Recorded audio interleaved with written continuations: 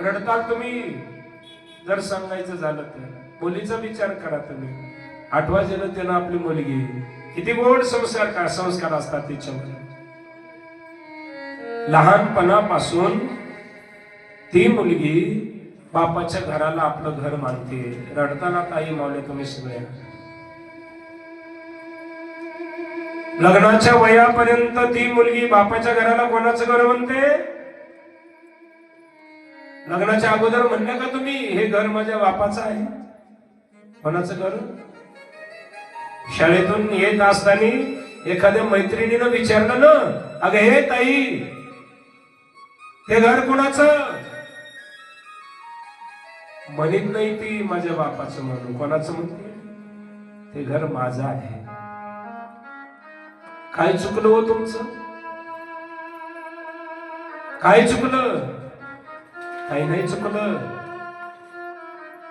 लग्नाच्या अगोदर बापाच्या घराला आपलं घर मानते, बापाच्या गावाला आपलं गाव मानते. वडील जर मोटरसायकलवर जात असतील आणि मैत्रिणीनं विचारलं ना, अगे ताई कुणाची ती मोटरसायकल? म्हणत नाही माझ्या पप्पाची. कोणाची आहे ती मोटरसायकल? माझी आहे ती मोटरसायकल. सर्वस्वाला आपलं मानते ती मुलगी. आणि ज्या वेळेला वडील तिची सोयरीक जमवतात, तिच्यासाठी स्थळ मुलगा बघतात, लग्नाची तारीख निघते, लग्नाचा दिवस जवळ येतो, ज्याला देव कार्य म्हणतो मायबाप आपण. देव कार्य अंगाला हळद लागते ना तुमच्या. आज ताई जाणार आहे आपल्याला सोडून आपल्या गावातली. लागली आपल्या ताईच्या अंगाला हळद. हळद लागल्याच्या नंतर मग त्या ताईच्या डोळ्यातून अश्रुधारा येतात. अरे गैरसमज होता माझा की आतापर्यंत मी या घराला माझं घर मानत होते, हे घर माझं नाही. आता लागली माझ्या अंगाला हळद. अरे खेळ गेली नोवरी का संन्यासुजिया परी आणि तैसा न मरता खरी मृत्यू सूचना. त्या मुलीच्या डोळ्यातून हळदीची अश्रुधारा येतो. आपण म्हणतो अरे त्या दिवशी ती काही ताई का रडते? तर माऊली म्हणतात त्या दिवशी ती ताई एवढ्यासाठीच रडते, आणि आतापर्यंत मी माझ्या बापाच्या घराला माझं घर मानत होते, बापाच्या गावाला माझं गाव मानत होते, बापाच्या तालुक्याला, बापाच्या जिल्ह्याला माझा तालुका, माझा जिल्हा, हे सगळं माझं मानत होते. पण लागली आता माझ्या अंगाला हळद. आता हळद लागली, हे सगळं सोडून जायचंय मला. म्हणून त्या दिवशी तुमच्या डोळ्यामधून अश्रुधारा वाहतात महाराज. जायचंय आता हे सोडून. लागली ना ही हळद सांगते, अगं ताई याला मानित होती ना माझं, आता नाही माझं. अशा गावामध्ये जायचंय. ते गाव कोण्या जिल्ह्यामध्ये, कोण्या तालुक्यामध्ये आहे माहित नाही. म्हणून त्या दिवशी तुम्ही रडता. आणि किती बापावर प्रेम करते मायबाप. जेवढी मुलगी बापावर प्रेम करते ना, त्याच्यात 10% सुद्धा मुलगा बापावर प्रेम करीत नाही. बापाला काही दुःख होऊ द्या, मुलाला काही वाटणार नाही. पण बापाला जरा थोडं बहुत जरी दुःख झालं तरी खरं दिसती त्या मुलीच्या डोळ्यातून अश्रुधारा येतात. खरं दिसती छोटीच असते. काय गोड संस्कार असतात तिचे. दूध आणायला पाठवा तुम्ही. ताई घरी पाहुणे आले, जाईन ग दूध आण. तर ती बैठकीतून पाहुण्यांच्या समोरून जाते मायबाप, पण ते गिलास असा झाकून जाते, दिसू सुद्धा देत नाही. किती महान संस्कार आहे तिचे. कोण शिकवतं? मी म्हणलं होतं तुम्ही रडताल. बापाला शुगर असू द्या, आठवा आपल्या आपल्या मुलीचं प्रेम. किती प्रेम करते मुलगी आपल्यावरती. शुगर असू द्या बापाला, घरी गुलाबजामुन म्हणून द्या. गोड खावं वाटतं कोणालाही. बाप ऐकत नाही, ताटामध्ये 2 गुलाबजामुन घेतोय. उंच आवाजामध्ये मुलं म्हणतात, बाबा 350च्या पुढे तुमची शुगर चालली बाबा. डॉक्टरांनी सांगितले अजिबात चहामध्ये सुद्धा साखर वापरायची नाही, आणि तुम्ही एवढे गोड गुलाबजामुन खाता, तुम्हाला कसं काही वाटत नाही बाबा. एवढ्या उंच आवाजामध्ये मुलं म्हणतात. पण बाप म्हणतो अरे खाऊ द्या. बाप मुलगी उंच आवाजामध्ये म्हणत नाही किंवा बोलत सुद्धा नाही, जवळ येते बापाच्या. काय ताकद असेल तिच्या प्रेमाची. बापाच्या चेहऱ्याकडे बघते, ताटातल्या गुलाबजामुन कडे बघते, पुन्हा बापाच्या चेहऱ्याकडे बघते, पुन्हा ताटातल्या गुलाबजामुन कडे बघते आणि तिच्या डोळ्यातून अश्रुधारा वाहतात. आणि तिच्या डोळ्यातल्या अश्रुधारा बघितल्याच्या नंतर बाप म्हणतोय, अरे माझी ताई मला प्रेमानं म्हणते, बाबा तुमच्या मला गरज आहे, नका खाऊ हे गुलाबजामुन. बाप काही न म्हणता गुलाबजामुन उचलतो मुखट्यानं आणि बाजूला ठेवून देतो. हे प्रेम जर कोणाचं असेल माय बाप, तर हे प्रेम आपल्या ताईचं आहे आपल्यावर केलेलं. बापाला यायला जर उशीर झाला ना, घरातलं कोणी फोन लावित नाही बघा, ती ताई बाबाला फोन लावते बापाला, पप्पा कुठपर्यंत आले, आम्ही सगळेजण जेवायचं थांबलोय तुमच्यासाठी.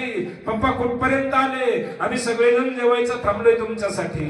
हे प्रेम जर कोण करत असेल आपल्यावर, तर हे प्रेम करते मुलगी. बहीण, बहिणीचं प्रेमही याच्यापेक्षा पुढचं. माफी मागून बोलतो दादा, तुमचा भाऊ, नातू म्हणून, मित्र म्हणून. आपण जरी विसरलो ना आपल्या बहिणीला, नाही विसरत बघा आपली बहीण आपल्याला. दिवाळी आली, भाऊबीज आली, आठवण येते तिला आपल्या दादाची. जरी भाऊ विचारत नसेल, नेत नसेल दिवाळीला, तरी तिला आठवण येते. सगळ्या शेजारणी पाजारणी नटून छटून जातात दिवाळीला. तिच्याही मनामध्ये इच्छा निर्माण होते, येईल माझा भाऊ या वर्षी. आला नाही बरेच दिवस झालं, पण येईल या वर्षी. बॅग भरून ठेवते, अंगणामध्ये ते रस्त्याकडे बघते, पुन्हा आत जाते. काम सुचत नाही तिला त्या दिवशी. फक्त आतुरतेने भावाची वाट बघते, कधी माझा दादा येईल आणि कधी मला दिवाळीला घेऊन जाईल, कधी माझा दादा येईल, कधी मला दिवाळीला घेऊन जाईल. तिला माहित नसणारे 10 वर्ष झालं फोन सुद्धा नाही याचा तिला, पण इच्छा ठेवते, येईल माझा भाऊ, येईल मला दिवाळीला. काम सुचत नाही. सासू पाहते ना बॅगी भरून ठेवल्यात, पण हिचा भाऊ न्यायला आला नाही. सासूला म्हणावं तर बाहेरचा कमीपणा होईल. लेकरा बाळांना सांगावं तर लेकर बाळ छोटे छोटे दुःख सांगावं कोणाला. 4 वाजतात, 5 वाजतात, संध्याकाळचे 8 वाजतात. आता मात्र तिच्या निराशा होतात, अरे आतापर्यंत आला नाही, याही दिवाळीला नाही आला. म्हणून भावाला एका कागदावर आपला मनोगत नेते, अरे गर्दीत माणसांचा हरवला माझा भाऊ. सांगणारे दादा तुला भेटायला कधी येऊ, सांगणारे दादा तुला भेटायला कधी येऊ. दादा श्रीमंत आहेस तू, तुला माझी आठवण येत नसेल, पण वेळोवेळी पावलो पावली तू केलेल्या प्रेमाची आठवण येते रे दादा मला. कंपनी मालकानं आम्हाला गावाकडे काढून दिले. तुझे दाजी लोकांच्या शेतामध्ये काम करतात, मला सुद्धा लोकांच्या शेतामध्ये जावं लागतं, निंदायला, खुरपायला, कापूस वेचायला. अरे 20 वर्ष होईपर्यंत माहेरामध्ये होते ना दादा, एवढं प्रेम केलंस, माहेरातलं शेत सुद्धा तुम्हाला माहित होऊ दिलं नाही. पण आता लोकांच्या शेतामध्ये जावं लागतं, खुरप धरायची सवय नाही, कापूस वेचायची सवय नाही. खुरप पकडून हाताला फोडा आणत आणि त्या फोडांकडे पाहिल्याच्या नंतर मला तुझ्या प्रेमाची आठवण होते. अरे तळ हाताच्या फोडाप्रमाणे सांभाळ माझ्या भावानी मला, आणि आता मला लोकांच्या शेतामध्ये काम करायला जावं लागतं. अरे तुझ्या दाजीचं व्यसन वाढलंय, मारतोय दररोज मला, म्हणून तुझ्या प्रेमाची आठवण होते. म्हणून मी म्हणते, अरे गर्दीत माणसांच्या हरवला माझा भाऊ. सांगणारे दादा तुला भेटायला कधी येऊ, सांगणारे दादा भेटायला कधी येऊ.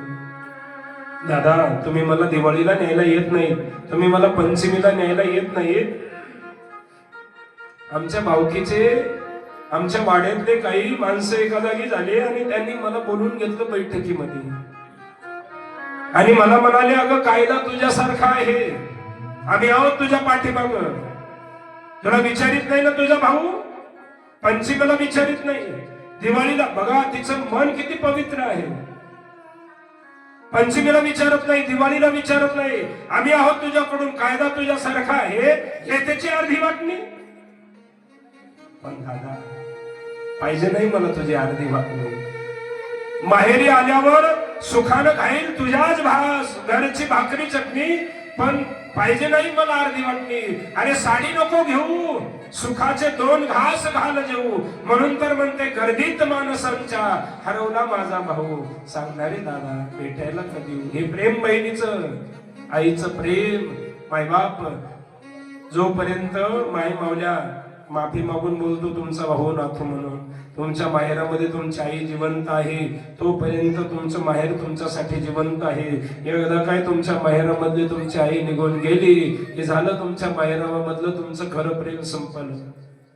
जोपर्यंत आई आहे ना तोपर्यंत प्रेम आहे.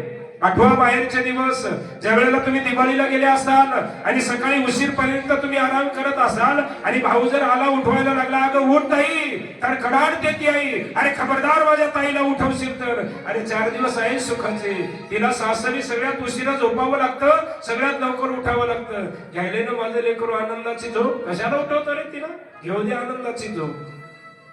दिवाळी येण्याच्या अगोदर आपल्या आईला सगळ्या आपल्या बावडी माहीत असतात. माफी मागून बोलतो तुम्हाला.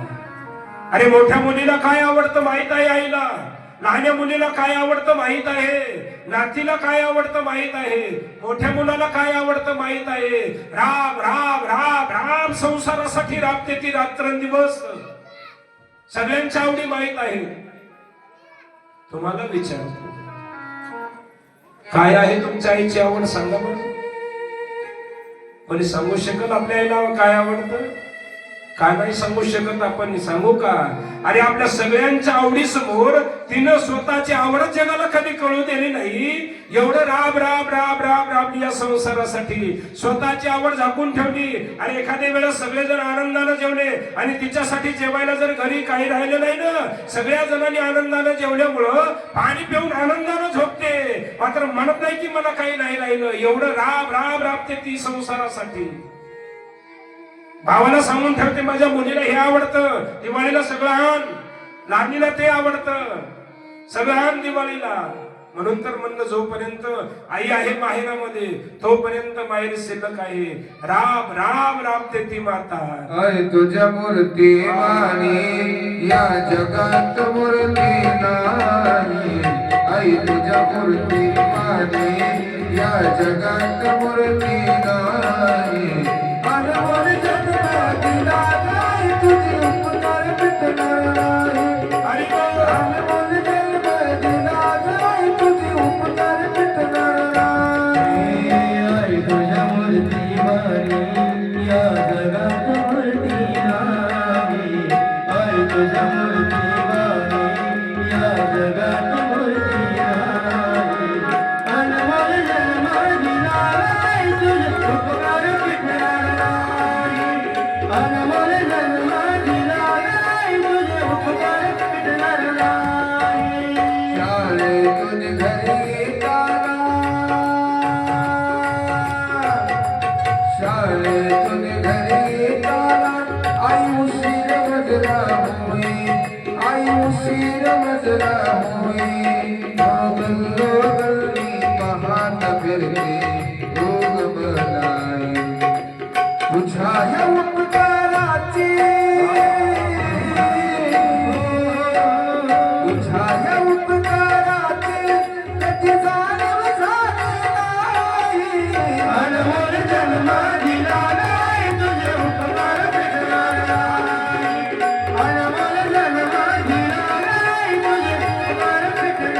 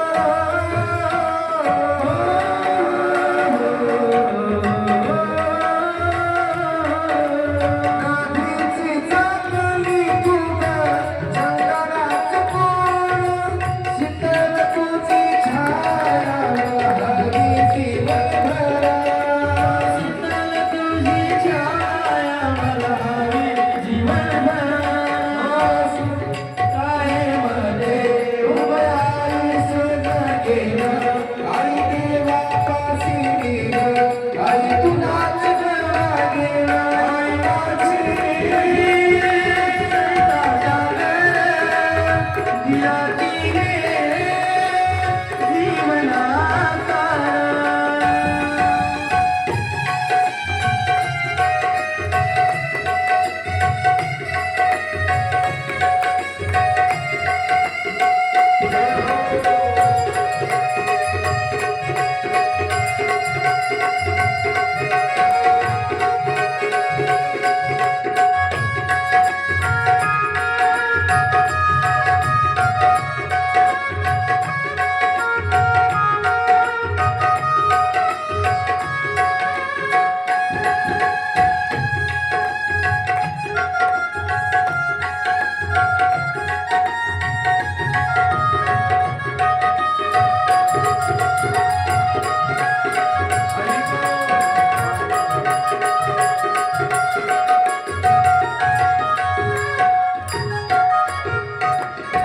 टाळ्या वाजवा मंडळी.